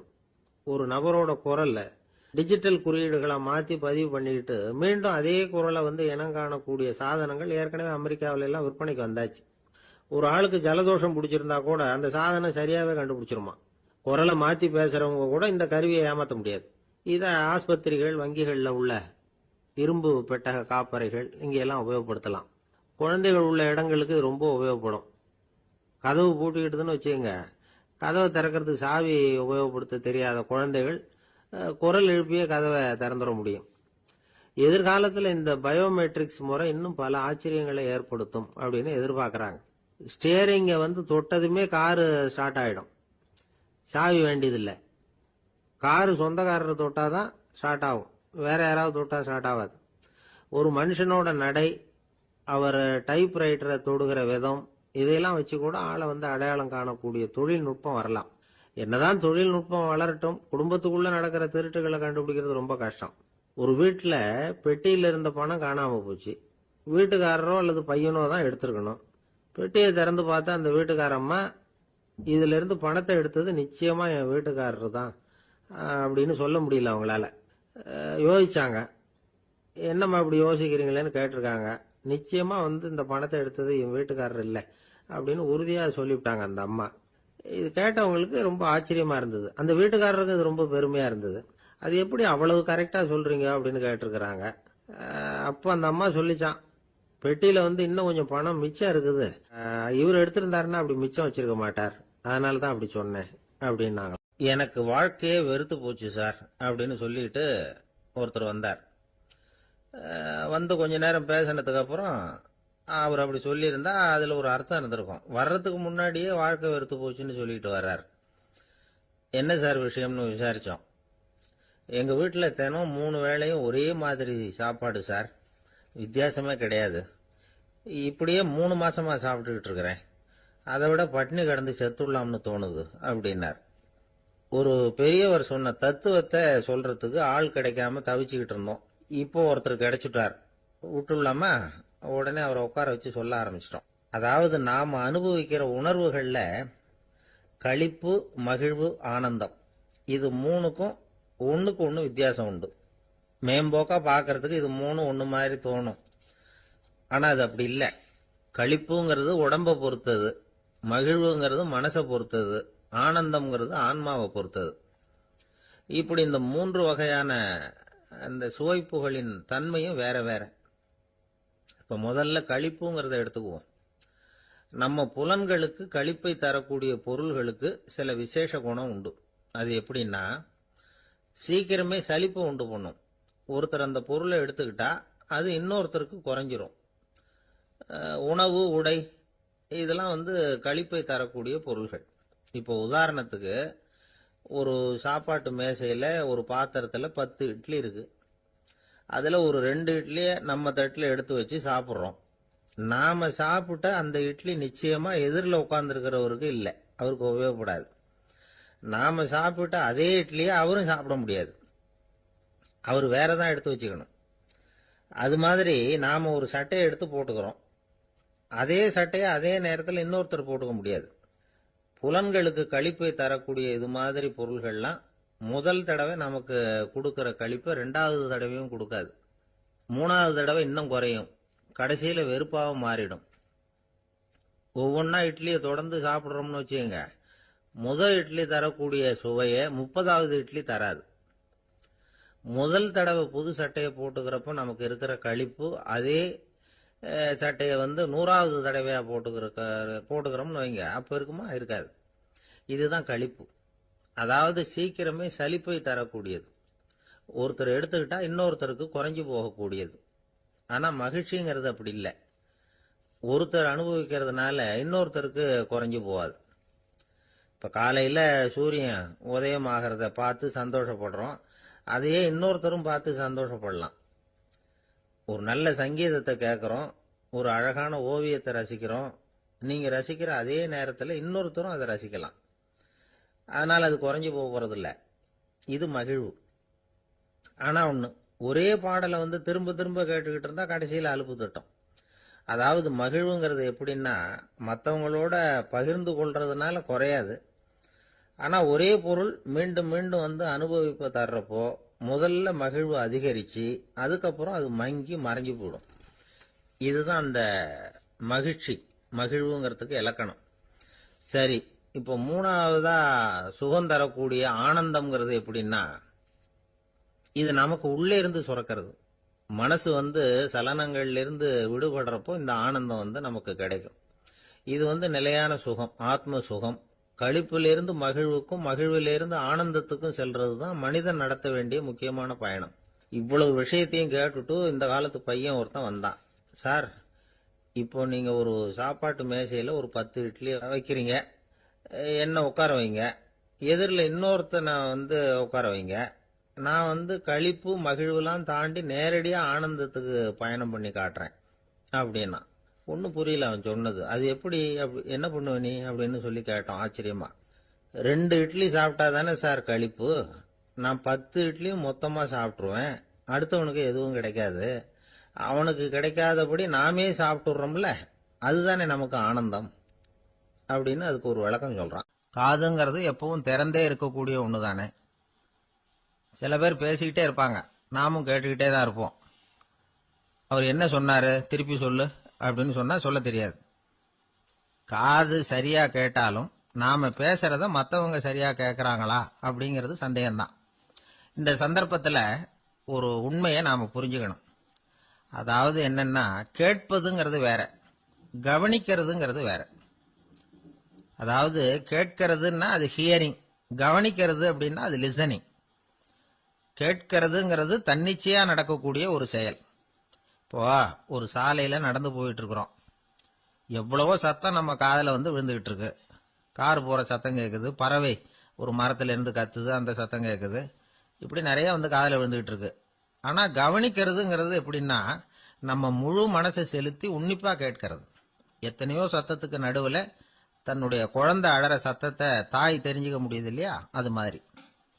விவரம் தெரிஞ்சவங்க எல்லாம் என்ன சொல்றாங்கன்னா, கவனித்தல் அதாவது லிசனிங் அப்படிங்கிற செயல்ல 3 அம்சங்கள் இருக்கிறதாக சொல்றாங்க. அது என்ன 3 அம்சங்கள் அப்படின்னா, முதல்ல காதால கேட்கறது, இது முதல் அம்சம். ரெண்டாவது என்னன்னா கேட்டதை புரிஞ்சுக்கிறது. மூணாவது என்னன்னா என்ன புரிஞ்சுக்கிட்டோம்ங்கிறத தெரிவிக்கிறது, ஃபீட்பேக் அப்படின்னு சொல்றமே அது. ஒரு ஆசிரியர் வகுப்புல பாடம் நடத்திட்டு இருக்கிறார். வெறுமனே கேட்கிற குழந்தை ஒரு காதால வாங்கி இன்னொரு காதால விட்டுடும். அதாவது கேட்கிற குழந்தை அப்படி செய்யும். ஆனா கவனிக்கிற குழந்தை கேட்டதை புரிஞ்சுக்கும். என்ன புரிஞ்சுக்கிட்டேன்னு கேட்டா பதில் சொல்லும். இதுதான் கேட்கறதுக்கும் கவனிக்கிறதுக்கும் உள்ள வித்தியாசம். ஒரு புள்ளி விவர கணக்கு என்ன சொல்லுது தெரியுமா? ஒரு மனிதன் எழுதுறது மூலமா 6% அறிவை பெருக்கிக்கிறானா, எழுதுறது மூலமா. படிக்கிறது மூலமா 19% அறிவை பெருக்கிக்கிறானா. பேசுறது மூலமா 30% அறிவை பெருக்கிக் கொள்ளுகிறான் அப்படின்னு சொல்றாங்க. ஆனா பாருங்க, கவனிக்கிறது மூலமா 45% அறிவை பெருக்கிக் கொள்ளுகிறான் அப்படிங்கிறது புள்ளி விவரம். அதனால கற்றலின் கேட்டல் நன்று அப்படின்னு சொல்றாங்க இல்லையா, அது இதுதான். அதனால கவனிக்கிறது மூலமா அதிக அறிவை நாம பெருக்கிக் கொள்ள முடியும். கேள்வி ஞானம் தான் ரொம்ப சிறந்தது அப்படிங்கிறார் வள்ளுவர். அதாவது கவனிச்சு கேட்கணும், அதுதான் முக்கியம். மற்றவங்க சொல்றத நல்லா கவனிக்க முடியாதபடிக்கு நாமே சில தடைகளை ஏற்படுத்திக்கிறோம், அல்லது நம்ம அறியாமலே அப்படி ஒரு தடை உண்டாயிடுது. அந்த தடைகளை தாண்டணும் அல்லது தகர்த்து எறியணும் அப்படிங்கிறது பெரியவர்கள் சொல்லுகிற யோசனை. அது என்ன தடைகள் அப்படின்னா, நமக்கு தெரியாத இவர் என்ன சொல்லிட போறார் அப்படிங்கிற நினைப்பு, இது ஒரு தடை. சொல்லி முடிக்கிறதுக்கு முன்னாடியே குறுக்க பேசுறது, மனசு அங்கேயும் இங்கேயும் அலையிறது, இதெல்லாம் தான் தடைகள். ஆசிரியர் பாடம் நடத்துறார் அப்படின்னா மாணவர்கள் அக்கறையா கவனிக்கணும், அப்பதான் பரீட்சையில பாஸ் ஆக முடியும். வீட்டுக்குள்ள கணவன் சொல்றத மனைவி கவனிச்சு கேட்கணும், மனைவி சொல்றத கணவன் கவனிச்சு கேட்கணும், இல்லைன்னா குழப்பமாயிடும். ஒரு அம்மா கோயிலுக்கு போனாங்க, சேலையில ஒரு முடிச்சு போட்டிருந்தாங்க. எதுக்கு சேலையில முடிச்சு போட்டு வச்சிருக்கிறீங்க அப்படின்னு கேட்டாங்க. எங்க வீட்டுக்காரர் ஒரு கடிதத்தை மறக்காம தபால் போட்டியில போட்டுடணும்னு சொன்னார், ஞாபகத்துக்காக முடிச்சு போட்டு வச்சிருக்கிறேன் அப்படின்னாங்க. கடிதத்தை பெட்டியில போட்டுட்டீங்களா அப்படின்னு கேட்டாங்க. அது எப்படிங்க முடியும், அவர் கடிதத்தை என்கிட்ட கொடுக்க மறந்துட்டாரே அப்படின்னாங்களாம். அதனால மறக்கப்படாதுன்னு நினைச்சுக்கிட்டே மறந்து விடுறது, இப்படி ஒரு வாழ்க்கை. அதனால வாழ்க்கையில நமக்கு இருக்கிறது செவிச்செல்வம் ரொம்ப முக்கியமானது. நிறைய கேட்கணும், சொல்றதை விட கேட்கணும், கேட்கறதை விட முக்கியம் கவனிக்கிறது. அப்படி கவனிக்கிறது மூலமா நம்முடைய வாழ்க்கையில வெற்றி பெறணும். அங்க நபிகள் நாயகம் உட்கார்ந்திருக்கிறார். அந்த சமயம் அம்மா அங்க வர்றாங்க. அவங்க கையில திராட்சை பழ கொத்து, அதை கொண்டுகிட்டு நபிகள் கிட்ட கொடுக்கறாங்க. சாப்பிடுங்க அப்படின்னு சொல்லி ரொம்ப அன்பா வேண்டிக்கிறாங்க. நபிகள் நாயகமும் ரொம்ப பிரியமா அதை வாங்கிட்டார். அதுக்கப்புறம் அதை சாப்பிட ஆரம்பிச்சார். நபிகள் நாயகம் மதீனாவில் தங்கி இருந்தப்போ இது மாதிரி நிறைய பேர் பழங்களையும் தின்பண்டங்களையும் கொண்டுட்டு கொடுக்கறது வழக்கம். நபிகள் நாயகம் என்ன பண்ணுவார்னா, அதெல்லாம் வாங்குவார். உடனே பக்கத்தில் இருக்கிற தோழர்கள் எல்லாருக்கும் பகிர்ந்து கொடுப்பார், தானும் சாப்பிடுவார். இதுதான் எப்போதும் வழக்கம். ஆனா இந்த தடவை என்னாச்சு தெரியுமா, அவர் அப்படி பண்ணல. ஒவ்வொரு பழமா எடுத்து தானே சாப்பிட்டுக்கிட்டு இருக்கிறார். அவர் விருப்பமா சாப்பிடுகிற காட்சியை ஆசை தீர பார்த்துக்கிட்டு இருந்தாங்க அந்த வயசான அம்மா, அந்த பழத்தை கொடுத்தவங்க. அவங்களுக்கு ரொம்ப மகிழ்ச்சியா இருந்தது, மன நிறைவா இருந்தது. நாம ஆசையா கொண்டுகிட்டு கொடுக்கிற பழத்தை நபிகள் நாயகம் இவ்வளவு பிரியமா சாப்பிடுறாரே அப்படின்னு நினைச்சு ரொம்ப சந்தோஷப்பட்டாங்க. அதுக்கப்புறம் அங்கிருந்து அவங்க புறப்பட்டு போயிட்டாங்க. இந்த அம்மா போனதுக்கு அப்புறம் பக்கத்துல இருந்த தோழர்கள் பேச ஆரம்பிச்சாங்க. ஏன்னா அவங்களுக்கு சந்தேகம், இன்னைக்கு வித்தியாசமா நடந்துகிட்டாரே அப்படின்னு. அண்ணலே, எது உங்களுக்கு வந்தாலும் எங்க எல்லாருக்கும் கொடுத்துட்டு தான் நீங்க சாப்பிடுவீங்க. இன்னைக்கு மட்டும் நீங்க அப்படி செய்யலையே, எல்லா பழத்தையும் நீங்களே சாப்பிட்டீங்களே, அதுக்கு என்ன காரணம் அப்படின்னு கேட்டாங்க. இப்படி கேட்கறதுனால நாயகம் அதை தப்பா புரிஞ்சுக்க மாட்டார் அப்படிங்கறது அவங்களுக்கு தெரியும். யாரும் எதையும் அவர்கிட்ட கேட்கலாம், அப்படி கேட்கறதுக்கு உரிமை உண்டு. இந்த ஜனநாயக முறைகளுக்கு அவர்கள் கொடுத்த மரியாதை இது. தோழர்களின் கேள்விக்கு நபிகள் பதில் சொல்ல ஆரம்பிச்சார். நண்பர்களே, அந்த அம்மா ரொம்ப பிரியமா அந்த பழங்களை என்கிட்ட கொண்டுகிட்டு வந்து கொடுத்தாங்க. முதல்ல ஒரு பழத்தை எடுத்து வாயில போட்டு பார்த்தேன். அது ரொம்ப புளிப்பா இருந்தது, சாப்பிடுறது ரொம்ப கஷ்டம். உங்ககிட்ட யாருக்காவது அதை கொடுத்திருந்தா அதுல வாயில போட்டதும் புளிப்பு தாங்காம முகம் சுழிச்சிருப்பீங்க. அதை அந்த அம்மா பார்த்துட்டாங்கன்னா வருத்தப்பட்டிருப்பாங்க. ஆசையா கொண்டுகிட்டு வந்து நமக்கு கொடுத்துருக்குறாங்க. அவங்க அன்பான மனசை நோகடிக்கிறதுக்கு நான் விருப்பப்படலை. அதனால முகம் சுளிக்காம சாப்பிடணுமேங்கிறதுக்காகத்தான் அந்த பழங்கள் பூராவே நானே சாப்பிட்டுட்டேன் அப்படின்னு புன்முறுவலோட பதில் சொன்னாராம் நபிகள் நாயகம். இன்னொருத்தர் மனசு புண்படக்கூடாதுங்கிறதுக்காக புளிப்பையும் இனிப்பா ஏற்றுக்கொள்ளுகிற பண்பாடு இருக்கு பாருங்க, அது ஒரு பெரிய நாகரிகம். அது எல்லாருக்கும் சுலபமா வந்துடாது. நல்லா இருக்கிற பழத்தையே என்ன இவ்வளவு மோசமா இருக்கேன்னு சொல்லுகிறவர்கள் தான் நம்ம கிட்ட அதிகம். இந்த காலத்துல இல்வாழ்க்கையில இந்த நாகரிகத்தை சில பேர் கடைபிடிக்கிறது உண்டு. நல்லா இருக்க இல்லையோ முகம் சுளிக்காம சாப்பிட்டுருவாங்க. ஏன்னு கேட்டா, எதுக்காக சார் வீண் வம்பு, ஏதோ நமக்குன்னு கொடுத்து வச்சது அவ்வளவுதான் அப்படின்னு நினைச்சுக்கிட்டு போக வேண்டியது தானே அப்படிம்பாங்க. இவங்கெல்லாம் கூட ஒரு விதத்துல பண்பாடு தெரிஞ்சவர்கள் தான். இப்போ ஒரு ஆளு ஊரெல்லாம் சுத்தி விட்டு கடைசியில அழுத்து போய் ஒரு ஹோட்டலுக்குள்ள நுழைஞ்சானான். ரொம்ப களைப்பா இருந்தது அவனுக்கு. அதனால ரொம்ப களைப்படைஞ்சு போய் ஒரு நாற்காலியில போய் உட்காந்துருக்கிறான். இவனை பார்த்ததும் சர்வர் ஓடி வந்தார். சார், உங்களுக்கு என்ன வேணும்னு கேட்டார். எனக்கு தேவை 2 தோசையும் கொஞ்சம் அன்பான வார்த்தைகளும் அப்படின்னா. சர்வர் உள்ள போனார், 2 தோசையை கொண்டாந்து வச்சார். அன்பான வார்த்தை கேட்டனே அப்படின்னா இவன். சர்வர் ரொம்ப பணிவா குனிஞ்சி இவன் காதோரமா சொன்னார், ஐயா, இந்த தோசையை சாப்பிட்றாதீங்க, புளிச்சு போன பழைய மாவு அப்படின்னார். இது பாருங்க, அன்பான வார்த்தையும் 2 தோசையும் கேட்டார், கொண்டாந்து கொடுத்துட்டார். இப்படி இருக்கிறவர்களும் இன்றைய மனிதர்கள்ல அதிகம். அதனால மனிதர்கள் ஒவ்வொருத்தரும் ஒவ்வொரு விதம். நம்ம கிட்ட பிரியமா நடந்துகிறவர்கள் மனம் கோணும்படி நாம் நடந்து கொள்ளக்கூடாது அப்படிங்கிறது தான் நபிகள் நாயகம் அவருடைய செயல் மூலமா நமக்கு உணர்த்தி இருக்கிற வாழ்வியல் உண்மை. அவனுக்கு வயசாயிட்டுது, இந்த கவலை பயம் எல்லாமும் அதிகமாயிட்டுது. மரண பயம், ராத்திரியில சரியா தூங்க முடியல, இப்படி ஆயிட்டுது நிலைமை. அந்த அரசன் ஏற்கனவே எப்படின்னா போர்க்களங்கள்ல எத்தனையோ பேரை ஓட ஓட விரட்டி இருக்கிறான். இருந்தாலும் இப்ப அந்த துணிச்சல்லாம் எங்கேயோ போயிட்டுது. பேசாம படுத்திருக்கிறான். அப்படியே படுத்தாலும் தான் தூக்கம் வர மாட்டேங்குது. என்ன பண்ணலாம்னு யோசிச்சான் இந்த மன்னன். உடனே எல்லா அமைச்சர்களையும் கூப்பிட்டான். எனக்கு நிம்மதி இல்லை, எதை நினைச்சாலும் பயமா இருக்கு, எனக்கு ஒரு ஆலோசனை சொல்லுங்க அப்படின்னா. என்ன ஆலோசனை வேணும் அப்படின்னு சொல்லி கேட்டாங்க. எனக்கு ஒரு நெருக்கடியான சந்தர்ப்பம் ஏற்பட்டு போச்சுன்னு வச்சுக்கோங்க. அந்த நேரத்துல நீங்க யாருமே என் பக்கத்துல இல்ல ஆலோசனை சொல்றதுக்கு அப்படின்னா, அந்த சமயத்துல எனக்கு உபயோகப்படுற மாதிரி ஒரு வாசகம், பொன்மொழி ஏதாவது சொல்லுங்க. அத நான் என்னுடைய வைர மோதிரத்துக்கு அடியில பதிச்சு வச்சுக்கிறேன் அப்படின்னார். தேவைப்படுறப்போ உதவும் அப்படிங்கறதுனால. அவர் போட்டிருந்த மோதிரமும் அதுக்கு தகுந்த மாதிரியே திறந்து மூடுறது மாதிரி அமைஞ்சிருந்தது. ஏதாவது வாசகம் எழுதுனா உள்ற வச்சுக்கலாம், அதுக்கான வசதி அதுல இருந்தது. அமைச்சர்கள்லாம் யோசனை பண்ணாங்க, இது மாதிரி ராஜா கேட்கிறாரே, என்ன வாசகம், அதாவது பொன்மொழி சொல்லலாம் அப்படின்னு எல்லாரும் யோசனை பண்ணாங்க. ஒருத்தருக்குமே சரியா தோணல, ஒரே குழப்பமா இருந்தது. ஏன்னா நெருக்கடியான சமயத்துல உபயோகப்படுறது மாதிரி ஒரு பொன்மொழி வேணும்னு சொல்லியிருக்கிறார். அப்படி இப்படி யோசிச்சு பார்த்தா ஒண்ணுமே தோணல. எல்லாரும் குழம்பிக்கிட்டு இருந்த நேரத்துல ஒரு பெரியவர் அந்த பக்கமா வந்தார். அவர் சொன்னார், நான் வேணும்னா அதுக்கு பொருத்தமா ஒரு வாக்கியம் சொல்றேன். ஆனா ஒரு நிபந்தனை, அதை யாரும் ரொம்ப ஆர்வம் காரணமா அவசரப்பட்டு படிச்சிடக்கூடாது. அதை ரகசியமா அந்த மோதிரத்துக்குள்ள எழுதி வச்சுக்கணும்.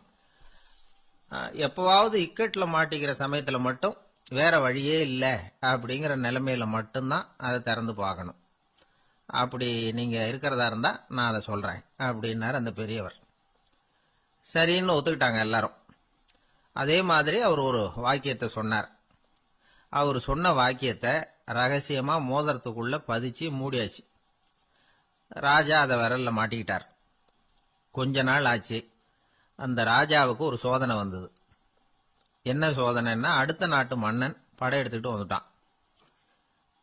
அவன் இவர்கிட்ட ஏற்கனவே தோத்து போனவன், ஒரு வெறியில வந்திருக்கிறான். தோற்று போனவன் மறுபடியும் சண்டைக்கு வந்தா எப்படி வருவானோ அப்படி வர்றான். ஒரு வெறியில வந்தான், ஜெயிச்சுட்டான். என்னாச்சு இவரோட நிலைமைன்னா, நாட்டை இழந்துட்டார், எல்லாத்தையும் இழந்துட்டார். கடைசியா ஒரு அடிபட்ட குதிரையில ஏறி தப்பிச்சு போயிட்டார், வேற வழி இல்லைன்னு. பின்னாடி துரத்திக்கிட்டு வராங்க. இவர் ஒரு மலை உச்சிக்கு போயிட்டார். அதுக்கும் அப்பால போக முடியாது, ஏன்னா அந்த பக்கம் பயங்கர பள்ளம். உல்லாச பயணிகள் கண்டு கழிக்கிற இடம் அது. ஆனா இவருக்கு அது சாவு பயணத்தின் வாசல், திரும்பவும் முடியாது. அவ்வளவு குறுகிய பாதை அது, வேற வழியே இல்லை. இந்த நேரம் சூரிய ஒளி மோதிரத்துல பட்டு மின்னிச்சு. உடனே இவருக்கு ஞாபகம் வந்தது. மோதிரத்தை திறந்து படிக்கிறார். அதுல இருந்த வாசகம், இந்த நிலையும் மாறிவிடும், this too will pass away. அவருக்கு ஒரு தைரியம் வந்தது. பின்னாடி வந்தவங்களும் திசை மாறி வேற எங்கேயோ தேடி போயிட்டாங்க. அவங்க விரட்டிக்கிட்டு வரலன்னா இவ்வளவு அழகான ஒரு இடம் இருக்கிறதே எனக்கு தெரியாம போயிருக்குமேன்னு நினைச்சார். இவ்வளவு அழகை ரசிக்கிறதுக்காக ஒரு நாட்டையே கூட இழக்கலாம்னு தோணுச்சு அவருக்கு. அமைதியா அந்த அழகை ரசிச்சார். எதிரிகள்லாம் எங்கேயோ போயிட்டாங்க. மன்னர் நாடு திரும்பினார். மறுபடியும் படைகளை திரட்டினார். கொஞ்ச நாள்ல படை எடுத்துக்கிட்டு போனார். யாருகிட்ட தோத்து போனாரோ அவரையே வெற்றி கண்டு திரும்பி வர்றார். வரவேற்பு விழா பிரமாவப்படுது. ஆடல் பாடல் கோலாகலம். இதை பார்த்தது அந்த ராஜாவுக்கு தலைகால புரியல. நம்மளை இனிமே யாராலையும் ஜெயிக்க முடியாதுன்னு நினைச்சார். அகம்பாவம் லேசா எட்டி பார்த்தது. இப்ப மறுபடியும் சூரிய ஒளிப்பட்டு மோதிரம் மின்னிச்சு. அதை திறந்து மறுபடியும் படிக்கிறார். இந்த நிலைமையும் மாறிவிடும், this too will pass away. அவ்வளவுதான். அவர் மனசு அடங்க ஆரம்பிச்சுட்டுது, ஆணவம் போயிட்டுது. இதுல இருந்து நாம தெரிஞ்சுக்க வேண்டியது என்னன்னா, எந்த சூழ்நிலையிலையும் நாம கவலைப்பட வேண்டியதில்லை. ஏன்னா இங்க எதுவுமே நிரந்தரம் இல்லை. அந்த ராஜா மாதிரியே நம்ம ஆளு ஒருத்தன் ஒரு மோதிரம் போட்டிருந்தான். அதுக்குள்ள அவன் எழுதி வச்சிருந்த வாசகம், எதுக்கும் கவலைப்படாதே அப்படிங்கிறது தான். ஒரு நாள் பயங்கரமான கவலையோட உட்காந்துருந்தான். பக்கத்துல இருந்தவங்க சொன்னாங்க, இது மாதிரி சந்தர்ப்பத்துல தான் நீ உன் மோதிரத்தை திறந்து பார்க்கணும்னாங்க. இவனுக்கு கவலையோட எரிச்சலும் சேர்ந்துகிட்டது. அது எப்படி முடியும், இப்ப திருட்டு போனது என்னோட அந்த மோதிரம் தானே அப்படின்னு சொல்லிவிட்டு தலையில கை வச்சுட்டு உட்காந்துட்டான். இப்படிலாம் சொல்றது உண்டு. இருந்தாலும் நாம எந்த சூழ்நிலையிலையும் கவலைப்பட வேண்டியதில்லை அப்படிங்கிற உண்மையை புரிஞ்சுக்கணும். அப்படி கவலைய வெல்றதுக்கான வழி தெரிஞ்சுட்டதுன்னா வாழ்க்கையில வெற்றி நிச்சயம். ஒருத்தர் வேகமா நடந்து போறார். கடத்தெருவுல ஒரு ஸ்வீட்டு கடையை பாக்குறார். உடனே சடன் பிரேக் போட்டது மாதிரி நிக்கிறார். ஒரு ஸ்வீட் வாங்கி சாப்பிடலாமேன்னு மனசு சொல்லுது. டாக்டர் வேணாம்னு சொல்லியிருக்கிறார், உடம்புக்கு ஒத்துக்காது, அதனால அது வேணாம்னு சொல்லுது அறிவு. இவர் மனசு சொல்றத கேட்கல, அறிவு சொல்றபடி கேட்கிறார். அதனால மறுபடியும் வேகமா அங்கிருந்து நடந்து போயிடுறார். அவர் நல்ல மனுஷன். மனுஷனுக்கு அறிவும் இருக்குது, உணர்ச்சியும் இருக்குது. எதுக்கு எடுத்தாலும் உணர்ச்சி வசப்பட்டுக்கிட்டு இருக்கக்கூடாது, அறிவு வசத்துல நாம இருக்கணும். அப்பதான் நாம நல்லபடியா வாழ முடியும். இல்லைன்னா அவஸ்தை தான். மகாபாரதத்துல சந்தனுன்னு சொல்லி ஒரு அரசன் வர்றான். அவன் ஒரு சமயம் அறிவு வசப்படாம உணர்ச்சி வசப்படுறான். அதாவது ஒரு நாள் கங்கை கரையில ஒரு அழகான பொண்ணை பாக்குறான். இவனுடைய மனசு அவகிட்ட போயிடுது. அவளை கல்யாணம் பண்ணிக்கிறதுக்கு ஆசைப்படுறான். அந்த பொண்ணு சரின்னு சம்மதிக்கிறா. ஆனா ஒரு நிபந்தனை போடுறா. அந்த நிபந்தனைக்கு சம்மதம்னு சொன்னாதான் உன்னை கல்யாணம் பண்ணிக்குவேன்னு சொல்றா. சரி, அவ போட்ட நிபந்தனை என்ன தெரியுமா? இது மாதிரி, நான் உங்க மனசு புண்படுற மாதிரி எந்த காரியம் பண்ணாலும் நீங்க என்ன ஏன்னு கேட்கக்கூடாது, நான் செய்யற காரியத்தை தடுக்கவும் கூடாது. அப்படி நீங்க செஞ்சா அடுத்த கணமே நான் உங்களை பிரிஞ்சு போயிடுவேன். இதுதான் அந்த பொண்ணு போட்ட நிபந்தனை. சந்தன அரசன் இந்த நிபந்தனையை ஒத்துக்கலாமா? இதை அறிவுபூர்வமா யோசிச்சிருந்தா இதுக்கு கட்டுப்பட்டுக்க மாட்டான். இந்த நிபந்தனைக்கு நான் சம்மதிக்க மாட்டேன்னு தான் சொல்லியிருக்கணும். ஆனா அவன் அந்த நேரத்துல உணர்ச்சி வசத்துல இருந்தான். அதனால நீ என்ன சொன்னாலும் சரின்னு ஒத்துக்கிட்டான். அவளை கல்யாணம் பண்ணிக்கிட்டான். இதனால என்ன ஆச்சு? 7 பச்சை இளம் குழந்தைகளை பிறந்த உடனே அவ கங்கையில தூக்கி எறிஞ்சு கொல்லக்கூடிய கோர காட்சிய இவன் ஒண்ணு பின்னாடி ஒன்னா பார்க்க வேண்டியதா போச்சு. கடைசியில 8வது குழந்தை பிறந்ததுன்னு தான் அவனுடைய அறிவு மேலோங்குது. அந்த கொடிய செயலை தடுத்து நிறுத்துறான். அந்த 8வது குழந்தை தான் பின்னாடி பீஷ்மர் ஆகிறார். ஒரு பக்தி பிரசங்கத்துல ஒரு பேச்சாளர் இந்த விஷயத்தை சொல்லிவிட்டு இன்னொரு விஷயமும் சொன்னார். அது என்னன்னா, சந்துனு மன்னன் அறிவுக்கும் உணர்ச்சிக்கும் நடுவில் அகப்பட்டு தவிச்சதுனால அவன் வம்சத்துல வந்த கௌரவர்கள் உணர்ச்சி வசப்பட்டாங்க, பாண்டவர்கள் அறிவு வசப்பட்டாங்க அப்படின்னு சொன்னார். மனுஷனுக்கு உணர்ச்சியை விட அறிவு மேலோங்கி இருக்கணுங்கிறது சரிதான். ஆனால் அந்த அறிவை எப்படி உபயோகப்படுத்துறோம்ங்கிறது முக்கியம். ஒருத்தர் சொன்னார், சார் இன்னைக்கு கோயம்புத்தூர்ல ஒரு கல்யாணம், அதுக்கு நான் போக முடியலேன்னு நினைக்கும் பொழுது மனசுக்கு ரொம்ப வருத்தமா இருக்குது சார் அப்படின்னார். ரொம்ப உணர்ச்சி வசப்பட்டார். அதுக்காக கவலைப்படாதீங்க சார், ஒரு வாழ்த்து தந்தி கொடுத்துருங்களேன் அப்படின்னார் இன்னொருத்தர். அது எப்படி சார் முடியும்னார் அவரு. நான் தானே சார் கல்யாண மாப்பிள்ளை அப்படிங்கிறார் அந்த ஆள். ஒரு பல்கலைக்கழகம், அங்க ஒரு இலக்கிய பேராசிரியர், அவர் பாடம் நடத்திட்டு இருந்தார். ராபர்ட் பிரவுனிங் எழுதிய கவிதைகளை பத்தி சொல்லிட்டு இருக்கிறார். மாணவர்களும் ரொம்ப அக்கறையா அதை கேட்டுக்கிட்டு இருக்கிறாங்க. ஒரு குறிப்பிட்ட கவிதையை பத்தி சொல்லும் பொழுது அந்த பேராசிரியருக்கே ஒரு சந்தேகம். அதாவது அந்த கவிதையின் சரியான அர்த்தம் என்னங்கிறதுல சந்தேகம். பேராசிரியர் யோசனை பண்ணார். அந்த கவிதையை முழுசா புரிஞ்சுக்க முடியல. அதனால மாணவர்களை பார்த்து சொன்னார், மாணவர்களே ஒரு நாள் பொறுத்துங்க, இந்த கவிதையை எழுதின கவிஞர் எங்க வீட்டுக்கு பக்கத்துல தான் இருக்கிறார். இன்னைக்கு சாயந்தரம் நான் அவரை நேரிலேயே போய் பார்க்கறேன், பார்த்து இதுக்கு என்னங்க அர்த்தம்னு கேட்டுட்டு வந்துடுறேன், அதுக்கப்புறம் உங்ககிட்ட சொல்றேன் அப்படின்னாராம். அன்னைக்கு சாயந்தரமே அந்த பேராசிரியர் கவிஞரை தேடிக்கிட்டு போயிட்டார். கவிஞர் அவங்க வீட்டில் அவர் பாட்டு உட்காந்துருந்தாராம். இவர் போய் அவர் முன்னாடி உட்காந்தார். அப்புறம் கேட்டார், ஐயா அந்த கவிதையின் முழு பொருள் என்னன்னு தெரிஞ்சுட்டு போறதுக்காக வந்திருக்கிறேன் அப்படின்னாராம். எந்த கவிதை அப்படின்னாராம் அவரு. இவர் அந்த கவிதையை சொல்லியிருக்கார். கவிஞர் கொஞ்சம் யோசனை பண்ணிவிட்டு அப்புறம் சொன்னாராம், பேராசிரியரே நீங்க கொஞ்சம் தாமதமா வந்துட்டீங்கன்னாராம். இவருக்கு ஒன்றும் புரியல. நீங்க என்ன சொல்றீங்க, நான் தாமதமா வந்துட்டேன்னா? நீங்க தான் உயிரோடு இருக்கிறீங்களே, அப்படி இருக்கும்பொழுது நான் தாமதமா வந்துட்டேன்னா அது எப்படி அப்படின்னு இவர் குழம்பி இருக்கிறார்.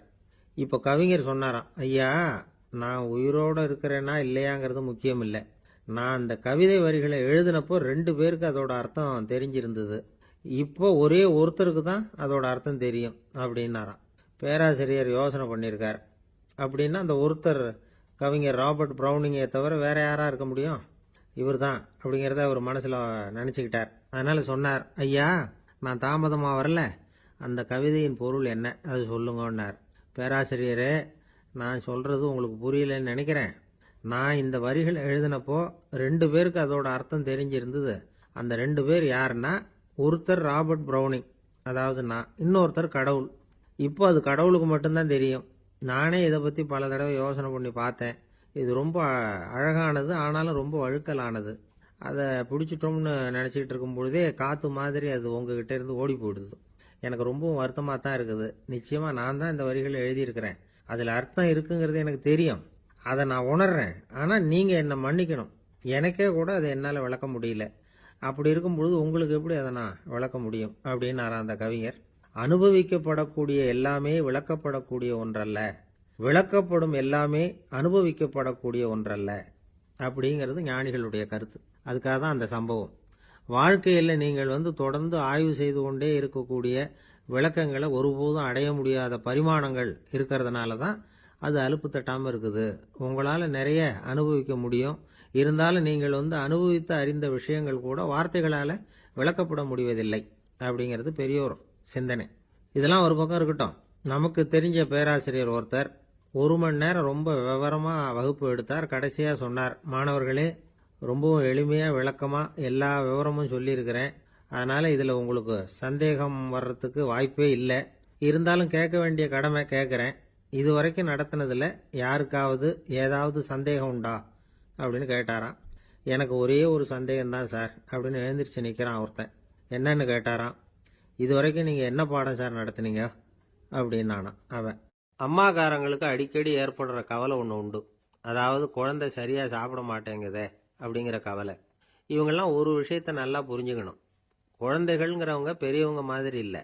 அவங்க கடிகாரத்தில் மணியை பார்த்துட்டு சாப்பிட்றதுக்கு உட்கார்ற ரகம் கிடையாது. பசிச்சா சாப்பிடுவாங்க, இல்லைன்னா விளையாடுவாங்க அல்லது தூங்குவாங்க. அது புரியாம அவங்கள கட்டாயப்படுத்தி அல்லது மிரட்டி சாப்பிட வைக்கிறது ரொம்ப தப்பு. ஒரு 8 மாச குழந்தைக்கு 3 மணி நேரத்துக்கு ஒரு தடவை பசிக்கும். அந்த நேரம் பார்த்து சாப்பாடு கொடுத்தா அடம் பண்ணாமல் அது பாட்டுக்கு சாப்பிட்றோம். அதே குழந்தைக்கு 1 வயசு ஆகிறப்போ 4 மணி நேரத்துக்கு ஒரு தடவை பசிக்கும். இந்த வயசுல இயற்கையாவே பசி குறைஞ்சிருக்கும். அது புரியாம என் குழந்தை முன்னாடி மாதிரி இப்ப சரியா சாப்பிட மாட்டேங்கிறான் அப்படின்னு சில பேர் டாக்டர் கிட்ட போய் சொல்லிக்கிட்டு இருப்பாங்க. இன்னொரு விஷயம், ஒரு குழந்தைக்கு வயசு அதிகமாகிற வேகத்துக்கு உடம்பு எடையும் அதிகமாகிக்கிட்டே போவாது. உடம்பு எடை அதிகமாகிற வேகம் குறைஞ்சிக்கிட்டே வரும். 6 மாச குழந்தைக்கு ஒரு வாரத்துல 150 கிராம் எடை கூடும். ஒரு வயசுல வாரத்துக்கு 71 கிராம் எடை கூடும். இது புரியாம அதிகமா சாப்பாட்டை கொடுத்து குழந்தைய கஷ்டப்படுத்தக்கூடாது. ஏன்னா அளவுக்கு மீறின உணவு அஜீரணத்தை உண்டு பண்ணிவிடும். குழந்தைக்கு ஒரு தட்டில் கொஞ்சமா ஆகாரத்தை வச்சு கொண்டுகிட்டு போய் கொடுக்கணும். மலை மாதிரி குவிச்சு வச்சா அதை பார்த்ததுமே பசி அடங்கி போயிடும். அடிச்சு மிரட்டி பயமுறுத்தி குழந்தைய சாப்பிட வைக்கிற பழக்கம் இருக்கு பாருங்க, அதுக்கு ஃபுட் ஃபோர்ஸிங் அப்படின்னு பேர். இப்படி பண்ணுனா குழந்தைக்கு சாப்பாட்டில் விருப்பம் குறைஞ்சிரும், அதை கண்டாவே வெறுக்க ஆரம்பிச்சிடும். அது மாதிரி உளம் சார்ந்த பசி குறைவு, சைக்கோஜெனிக் அனோரெக்சியா, அது ஏற்படுமா. சாப்பாடுங்கிறதே ஒரு தண்டனை மாதிரி தோணும். குழந்தைகளுக்கு பிடிச்ச மாதிரியான ஆகாரத்தை கொடுக்கணும். சத்து அதிகம் இருக்குங்கிறதுக்காக அதுக்கு பிடிக்காத ஆகாரத்தை கொடுத்து கட்டாயப்படுத்தக்கூடாது. குழந்தைகளுக்கு 2 வயசு ஆகிறப்போ இயற்கையாகவே எதிர்மறை குணம் உண்டாகும். அதாவது அந்த எதிர்மறையா பேசுறது. இது மாதிரி சமயங்கள்ல நாம என்ன சொல்றோமோ அதுக்கு நேர்மாறா நடந்துக்கும். ஏட்டிக்கு போட்டி. சாப்பிட சொன்னா விளையாட போவோம், விளையாட சொன்னா சாப்பாடு கேட்கும். இதை புரிஞ்சுக்கிட்டு நடந்துக்கணும். குழந்தை சொன்ன பேச்சை கேட்கலேன்னு கோவப்படக்கூடாது. குழந்தை வளர வளர பிடிவாத குணம் வர்றது சகஜம். கேட்டதை வாங்கி கொடுத்தாதான் சாப்பிடுவேன் அப்படின்னு பிடிவாதம் பண்ணும். வாங்கி கொடுத்து விடுறது தான் உத்தமம். நீங்களும் அதுகிட்ட பிடிவாதம் பண்ணிட்டு இருக்கக்கூடாது. ஏன்னா கேட்டது கிடைக்கலையேங்கிற ஏமாற்றம் கூட குழந்தையோட பசியை குறைச்சிரும்.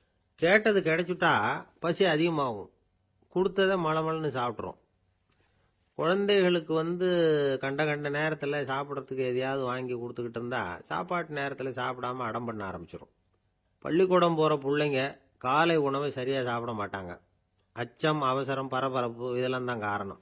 பள்ளிக்கு புறப்படுறதுக்கு ஒரு 3/4 மணி நேரத்துக்கு முன்னாடியே சாப்பாடு போட்டுருங்க, அது சரியாக போடும். படிக்கிற குழந்தைகள் உடல் சோர்வு, மனச்சோர்வு இது காரணமாக கூட சாப்பிட மறுக்கிறது உண்டு. இப்போ உதாரணமாக சாயந்தரம் விளையாடி விட்டு வீட்டுக்கு வந்ததும் சாப்பிட சொன்னால் வேணாம்பாங்க. இது உடல் சோர்வு. ரொம்ப நேரம் வீட்டு பாடங்களை செஞ்சு முடித்த கையோடு சாப்பிட சொன்னாலும் அவங்களால சரியாக சாப்பிட முடியாது. இது உளச்சோர்வு, அதாவது மனச்சோர்வு. இதை தவிர குழந்தைகளுக்கு உடல் நலக்குறைவு ஏற்பட்டால் கூட சாப்பிட மறுக்கிறது உண்டு. சில மருந்து மாத்திரைகள் கூட பசியை குறைச்சிரும். அதனால் சரியாக தெரிஞ்சுக்கிட்டு குழந்தைகளை சாப்பிட வைக்கணும். அது புரியாமல் கையில் சாப்பாட்டு தட்டை வச்சுக்கிட்டு குழந்தைகளை விரட்டிக்கிட்டு அலையக்கூடாது. ஒரு சின்ன பையன் சொன்னான், எங்கள் அம்மா சாப்பாடு போடுறது தெரிஞ்சா நான் உடனே வீட்டை விட்டு வெளியில் ஓடி போடுவேன் அப்படின்னா. ஏன் அப்படி பண்ணுறேன்னு கேட்டோம். எங்கள் அப்பா கூட அது மாதிரி தான் சார் பண்ணுவார் அப்படிங்கிறான். பந்திக்கு முந்தர ஆசாமிகள் நம்மள பல பேர் உண்டு. அப்படி முந்தறதுக்கு கூட முயற்சி பண்ணுறவங்க நிறைய பேர் இருக்கிறாங்க. இதில் என்ன ஒரு விஷயம்னா, பந்திக்கு முந்தறது கூட தப்பு இல்லை. ஆனால் அப்படி ஒரு விருந்தில் ஆளாக போய் உட்காந்து சாப்பிட்டா கூட வெளியில் வர்றப்ப என்ன பெரிய விருந்து வச்சுட்டான், சாம்பாரில் உப்பு இல்லை, ரசத்தில் காரம் இல்லை அப்படின்னு குறை சொல்லிகிட்டே வர்றது இருக்கு பாருங்க, அது சரியில்லை, நாகரிகமும் இல்லை. கல்யாண பத்திரிகையில் என்ன போட்டிருக்குது, என் பொண்ணுக்கும் இன்னார் பையனுக்கும் கல்யாணம், எல்லாரும் குடும்பத்தோடு வந்திருந்து மணமக்களை ஆசீர்வதிக்கணும், இப்படி தானே போட்டிருக்கோம்.